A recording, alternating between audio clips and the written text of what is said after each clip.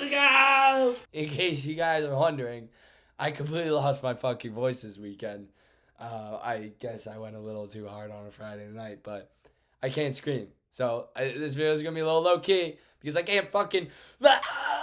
Shit, man. Crypto's about to go fucking to the... Yo, boys. Crypto's going to the fucking... If you don't get in now, you're going to be too late. I mean, you're not going to be too late, but you're going to be too late where you're going to probably have to wait another 4 years before you fucking make a lot of money in crypto. And if you don't get it now, you're probably going to sell when it goes down 50% after you buy a high. What am I saying? It is happening right now, right in front of us. If you're here watching this video, this is your opportunity to capture a lot of equity in the largest wealth transfer that's probably going to list or exist in our entire lifetime. And it's happening right in front of us. And it's going to be happening over the next 3 fucking months. We are right there. We're right at the finish line. This bull run's about to go to the fucking moon. And it's going to drive prices parabolic. And it's going to be happening over the next 6 months. And I am here before it's happening, before mainstream media throws it out to the public. Retail investors aren't in yet. The dumb investors haven't bought yet. All of the big banks are in. And all of this media is being canceled off the internet right now because they don't want the retail investors to buy yet, so then they can take their last positions, out of which I just took, because I just bought Solana at $1.25 like 3 weeks ago, and I just made like fucking lots of money. I just made like 40%, and I just put everything into Solana at $1.25 right here. I literally bought the lowest of the low on this dip, which is fucking sick. But yeah, we're right there. We're right there, guys. We're right there. And why am I so certain? I mean, not only have we surpassed the all-time high and we saw natural consolidation, and this looks completely healthy, there's so many bullish signals. And I'm just going to name a few on the top of my head. The first reason is the 4-year crypto bull run cycle. Every 4 years, we enter the bull run cycle. You know, you go back 4 years here. Wow, look how fucking, this is where we are now. And then in 3 months is when all the wealth is captured. This is where you were before. And in those 3 to 6 months, all of the wealth is captured. This is where we were before. And in 3 to 6 months, I mean, this is way too early. But this is what you need to understand. If you are not in the market, during the 6 months of the bull run, you're missing out on all of the profits. And that's why trading cryptocurrency is fucking bullshit, because the chances of you being fully in the market for those 6 months and trading it flawlessly is slim to none, because you cannot predict what monetary policy is going to come out. You cannot predict whether or not a fucking war is going to break out. You cannot predict any of these things. But what you can do is guarantee that you're going to capture all of the accumulated wealth within those 6 months simply by dollar cost averaging and never selling. Don't fucking buy the shit that I buy. I understand these markets to a whole different dimensional level than 99.99999% of people. And all you need to do is dollar cost average Bitcoin. And you're going to accumulate you're going to capture a majority of the world's wealth over time. Now, outside of that, why am I so certain that it's going to be the next 6 months? Well, we have this 4-year cycle, and it's the everything cycle. It's the election cycle, where every 4 years we have the elections, then of which their politicians are incentivized to make the markets look good, to make people happy, to get their votes. The second 4-year cycle is the Bitcoin halving, that of which just occurred, and every single time we have a Bitcoin halving, the incoming supply gets halved, and surprisingly, over time, when the supply is halved, the value of the asset class happens to double every fucking time. I wonder if that's a coincidence. And then the third thing is the Federal Reserve ending the tightening cycle and beginning to ease, cut interest rates, print money, buy bond security and whatever the fuck else they buy, to then drug the economy, making this happen over the next 6 months. Understand? Okay. So, I'm just making this video because I'm like, we're here. Like, we're right here. Like it's done. Like Ethan's already a multi-millionaire. Like it's done. It's done. And what you need to know is you can be one too. But I mean, yeah, maybe I've been studying this shit for 4 years. So in order for you to understand the markets like I do, you need 4 years worth of exposure to all the information, out of which you can definitely speed track if you listen to this and educate yourself on this 10 hours straight a day. But I spend probably about 15 to 30 minutes every single day listening to some kind of crypto content along the lines of what's going on with federal monetary policy, what's going on with the crypto market, what is Bitcoin. And I'm going to dive into this. Here's another reason why I'm so bullish. You ready? The reason why I'm also so bullish is because we have institutions buying and adopting crypto. We have nation states, fucking nation states. We have countries with armies that are putting Bitcoin on their balance sheets because they believe in it. And then on top of that, we even have universities. We have fucking colleges. Yeah, Harvard, Yale, Brown endorsements. They're all buying Bitcoin. These are the smartest, most educated people in the world.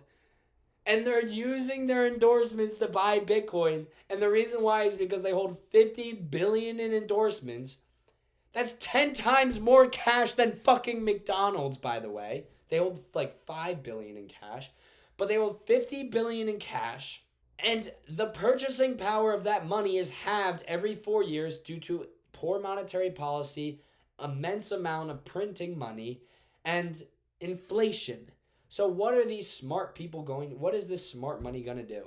They're going to buy perfect money, and that is now Bitcoin. Bitcoin is perfect money. And that's what Michael Saylor says.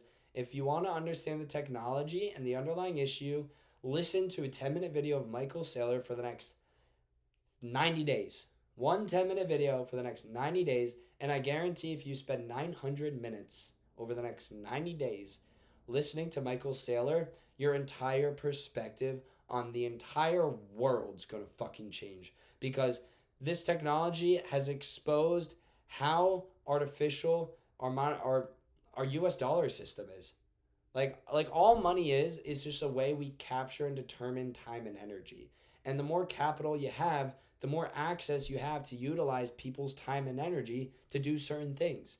And here's the thing, we've created this huge fucking debt bubble because our government doesn't know how to operate a business properly. So what they do is they spend a bunch of money and then they fucking take out they use debt to spend it, and now they can't pay off the debt. And whose money are they going to, whose time and energy are they going to sacrifice to pay off said debt? Well, the fucking taxpayers' time and energy. And that's how this goes down. And right now, you have the option to leave that system of which your time and energy is no longer going to be correlated to that giant debt bubble, and you can do that simply by buying Bitcoin. So here's a little taste. I'm going to show you this little video. Question that everyone's trying to figure out, that every single government and central bank is trying to figure out, is whose time and energy is going to pay that back. Does that make sense? Like money's abstracted time and energy. Like all of the time and energy you spent, it's an instrument to capture that. The global debt to GDP is 360%. So that's a metric to see how much time and energy people have borrowed from all of you, and they didn't make whole on it. They can't pay that back. But that loss has to be realized somewhere by someone. And so the question that everyone's trying to wrestle with, like we could do a debt jubilee where, the US government just says, we're defaulting. And then the people that would be paying it back are the bondholders, right? So they don't do that because Jamie Dimon owns all the bonds, right? So the theory is that everyone in the room pays it back via inflation. And so to me, buying Bitcoin, in this realm of conversation, buying Bitcoin is exiting it and saying, I understand the debt to GDP is 360%, that there's an insane amount of human time and energy that has been stolen and has to be made whole on. It's not going to be mine. Boom. Exactly. It's not going to be mine. I ain't letting the fucking government, I am not letting the Federal Reserve, the government, the elites, whoever the fuck controls the world, take my time and energy. And what they're doing is they are printing money and they're debasing the value of the average citizen's labor. They're debasing your time and energy. They're stealing your time and energy. And that's why there is no middle class anymore.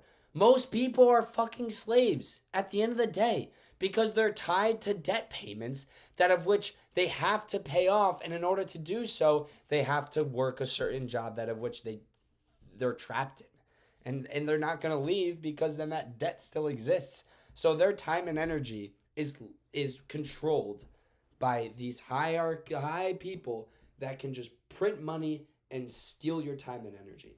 And what that does to you, the average person, I mean, you go to the fucking grocery store. Like, I was at CVS buying, what was I fucking buying? Buying sunblock. It was like $20. What the fuck? Like, why is it so expensive? Now, when I own Bitcoin now, that $20 isn't much because my purchasing power has 4x'd in the last 3 months. Like, I made a lot of purchasing power. I made a lot of money. My time, I just freed up a ton of time and energy for me. And the reason why is when they print money and it's pegged to Bitcoin, the supply of Bitcoin is so limited to when the price skyrockets. The only reason why is because there's more money supply in the system. And that takes me to this clip. Look at this clip. Flooded the system with money. Yes, we did. That's another way to think about it. We did. Where does it come from? Do you just print it? We print it digitally. So we as a central bank, we have the ability to create money digitally, and we do that by buying treasury bills, or bonds, or other government-guaranteed securities, and that actually increases the money supply. We also print actual currency, and we distribute that to the Federal Reserve banks. Simply flooded the system. He literally goes, and that floods the money supply. I wonder what flooding the fucking money supply does. Oh my god. And it's just mind-blowing to me. Like, people, and the education system doesn't teach any of this to any person because the information, this is the language of the elite, is financial literacy. That is the language of the elite today. The language of the elite back in the day used to be the ability to read, like read books. Like, people didn't have the ability, like when you were for example, if I was a U.S. slave owner back in the day of slavery, when I had black people picking cotton, right?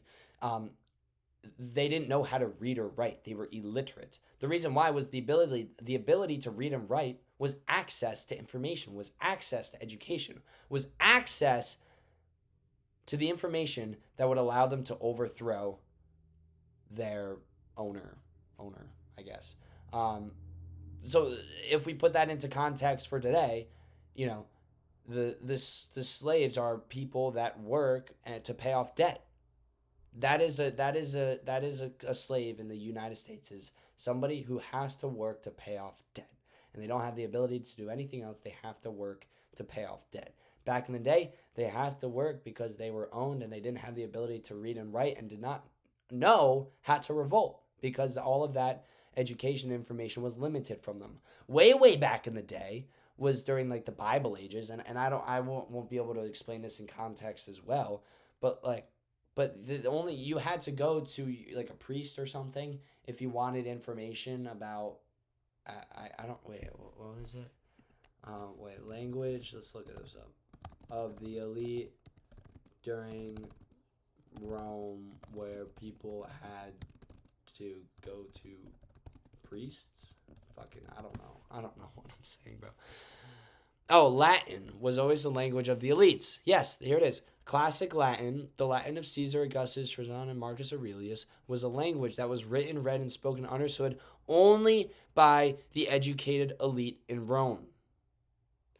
Now, in today's day and age, what would you consider the language of the elite? The language of the elite is financial literacy. It is a fucking language. You need to understand it. And it's not taught on purpose. And this is a huge problem because if you don't understand it and you don't learn it and you don't take the time, no matter how badly you don't want to fucking do it, because this shit is boring. It's boring as fuck. This information is not fun to consume and force yourself to learn. However, it will save you a tremendous amount of time and energy working a slave job for the next 90 years until you die, whenever that is. So at the end of the day, I'm trying to help people become financially literate. I'm trying to help people understand the underlying issue of currency debasement. I'm helping people understand a new technology that has been created, that is the creation of perfect money, where you can transact capital internationally, instantly, securely, cheaply, without any middleman, government, or bank or institution to disrupt that transaction from point A to point B. And I'm trying to help people understand that they're probably a slave without even realizing it. And I'm sorry if that's you, but I hope if you want some help, subscribe, turn on that notification bell, and leave a comment. And I'll see you in the next video. Let's go. Whoa.